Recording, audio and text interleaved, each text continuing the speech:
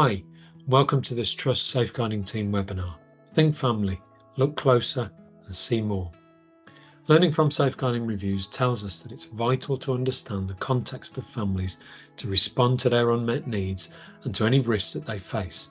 This enables us then to promote the well-being of children and of adults with care and support needs and to keep them safe. To support our Think Family approach across the Trust, we should apply what we call the Safeguarding 3As. So firstly, attention to our safeguarding duties and to legislative and policy frameworks, attention to possible harm and to unmet needs and how those needs can grow to become bigger problems if they're not addressed.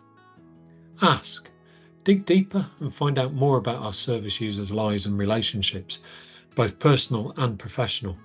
Share information when appropriate with other services to make sure opportunities to take safeguarding actions aren't missed. And finally, act. If you've got a safeguarding concern, you should never do nothing. Share the concern that you have with your teams and managers and make appropriate referrals if necessary. Our service users should be able to say, I am a partner in meeting the needs of my family and keeping them and myself safe, along with Trust staff and other professionals. A Think Family approach is about understanding that complex needs require partnership and cross-agency working. Where mental health issues exist alongside things like substance misuse, domestic abuse and learning disability or difficulty, risks to children and adults with care and support needs can be raised significantly. What follows is the Trust's Think Family standard. It's what we all must do to apply the Think Family approach. Gathering and recording information is key. Establish who's in the family and record accurately.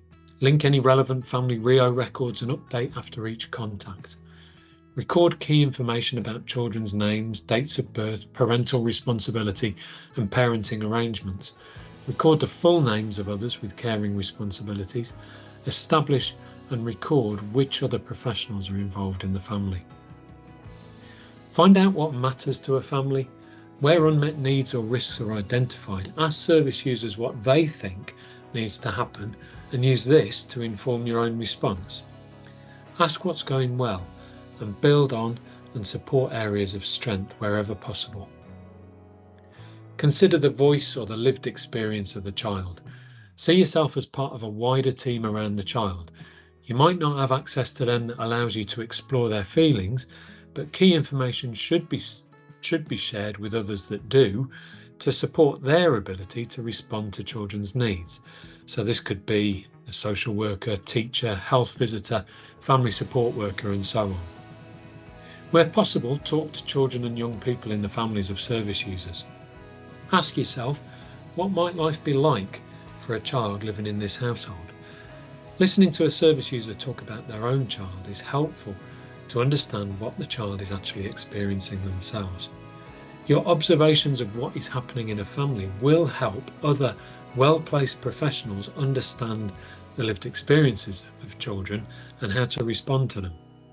Share your insight into the experiences of children with other relevant professionals and by making referrals to children's services when they're needed. Where unmet needs are identified within a family, share information with relevant avenues of support. Refer to adult or children's services as appropriate if a statutory response is needed. Apply professional challenge to other professionals when needs remain unmet or risks are not controlled, even following a referral that you've made. Where professionals are already involved with the family, share details of your involvement and contact details with them. Where domestic abuse is identified, respond by trying to understand the victim's perspective and be informed by their understanding of risk. Work with them to reduce that risk. And where children are in the family, those children must be of paramount importance in responding to that kind of abuse. We should provide family members providing care and support with their own help to remain strong. Offer a carer's assessment and respond to the needs that they identify. Think about young or child carers and signpost them to young carers groups to support them. Help families help each other by working with other professionals to help family members understand the mental health needs of their loved ones and how they can best support them.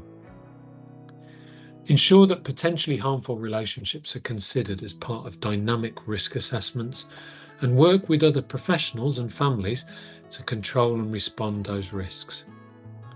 Children can be positive and motivating factors for parents who are struggling with suicidal thoughts, but they should never be considered protective factors in a risk assessment process. Ensure that the family are involved in discharge planning and that they understand where to get help from if they need it. And at discharge, share information with a professional with ongoing involvement so that they can continue to promote family well-being and respond to safeguarding needs if appropriate. Remember, if you do have a safeguarding concern that you'd like further support with, please call us on the Trust Safeguarding Team advice line, which is 0121 301 1100. The line's open Monday to Friday between 9 and 12:30. The Safeguarding Hub can also be found on Connect landing page and it's got useful information about adult and children's safeguarding on it. Thanks for your time, everyone. Think family, look closer and see more.